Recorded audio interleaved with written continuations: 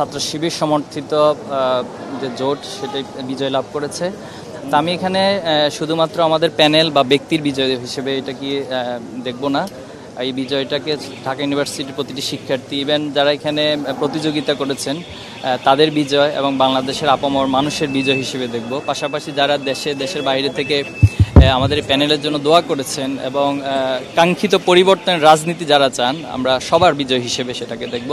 পাশাপাশি জুলাই আগস্টে যারা শহীদ হয়েছেন আমরা তাদেরকে শ্রদ্ধার সাথে স্মরণ করব এবং তাদের বিজয় হিসেবে এই বিজয়কে আখ্যায়িত করব। পাশাপাশি আমি এটি বলবো, আমাদের বিজয় তখনই পূর্ণতা পাবে যদি আমরা আমাদের যে অঙ্গীকারগুলো করেছি, আমরা যে প্রতিজ্ঞাগুলো শিক্ষার্থীদের কাছে দিয়েছি, তাদের যে চাহিদাগুলো আমাদের প্যানেলের ভাইরা শুনেছেন, তো এই চাহিদাগুলো এবং এই প্রতিজ্ঞাগুলো ইশতেহার যখন বাস্তবায়িত হবে তখনই আমাদের এই বিজয়টা পূর্ণতা লাভ করবে।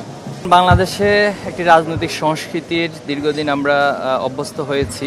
তো এই অভ্যস্ততার মধ্যে যেটা হচ্ছে যে কখনো আমরা যদি হেরে যাই তখন প্রতিপক্ষকে সেটা মেনে নিতে পারি না।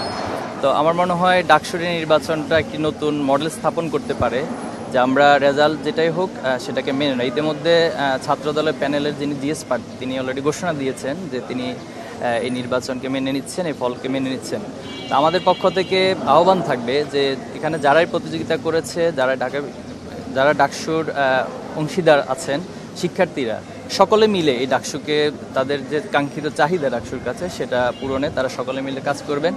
এবং ইসলামী ছাত্র শিবিরের পক্ষ থেকে পাশাপাশি আমাদের প্যানেলের প্রত্যেকের পক্ষ থেকে আমি এই নিশ্চয়তা দিচ্ছি যে তারা সবাইকে সাথে নিয়ে কাজ করবে ইনশাআল্লাহ। যে আমরা নারী ভোটারদের কাছে অনেক বেশি কৃতজ্ঞ এবং তারা ছাত্র শিবিরের সমর্থিত প্যানেলকে তারা বেছে নিয়েছেন এবং নির্বাচিত করেছেন।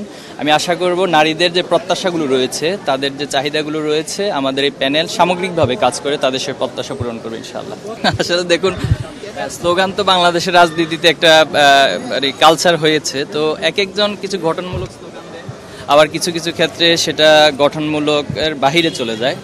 তো সেক্ষেত্রে আশা করব যে আমরা সকলে সৌহার্দ্যপূর্ণ পরিবেশে নতুন যে সংস্কৃতি আমরা প্রবর্তন করতে চাচ্ছি, তারা তাদের স্লোগান প্রবর্তনের ক্ষেত্রে অথবা স্লোগান দেওয়ার ক্ষেত্রে সেই বিষয়গুলো অবশ্যই মাথায় রাখবেন, সেটা আমরা আহ্বান করছি সবার প্রতি। দেখুন, ডাকসুর ইতিমধ্যে তারা প্রস্তুতি নিয়েছেন, প্রচারণাটা গত দিনে শেষ হয়েছে। আগামীকাল নির্বাচন অনুষ্ঠিত হতে যাচ্ছে, সেখানে ছাত্র শিবির সমর্থিত সম্মিলিত শিক্ষার্থী জোট রয়েছে, তারা নির্বাচন করছেন।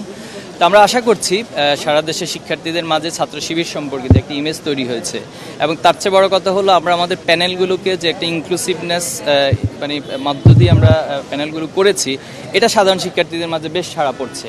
এবং রাজশাহী ইউনিভার্সিটিতে আমাদের প্যানেল ঘোষণা হয়েছে, আপনারা জানেন, সেটা 25শে সেপ্টেম্বর নির্বাচন হতে যাচ্ছে।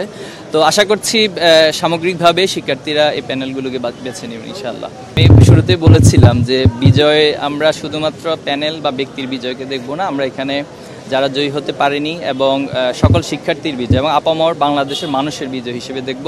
এবং ডাকসু আগামীর বাংলাদেশের রাজনীতির একটি নতুন মডেল স্থাপন করবেন, যার মধ্য দিয়ে কাঙ্ক্ষিত যে পরিবর্তন, জুলাই আগস্টের যে আকাঙ্ক্ষা, শহীদ পরিবারের যে আকাঙ্ক্ষা, সে আকাঙ্ক্ষার বাংলাদেশ বিনির্মাণে ডাকসু একটি মডেল হিসেবে নিজেদেরকে উপস্থাপন। যারা হেরেছে তাদের ব্যাপারে আপনারা কি? আমরা তাদের প্রতি শ্রদ্ধা জানাচ্ছি, তাদের প্রতি আমাদের ভালোবাসা জানাবো।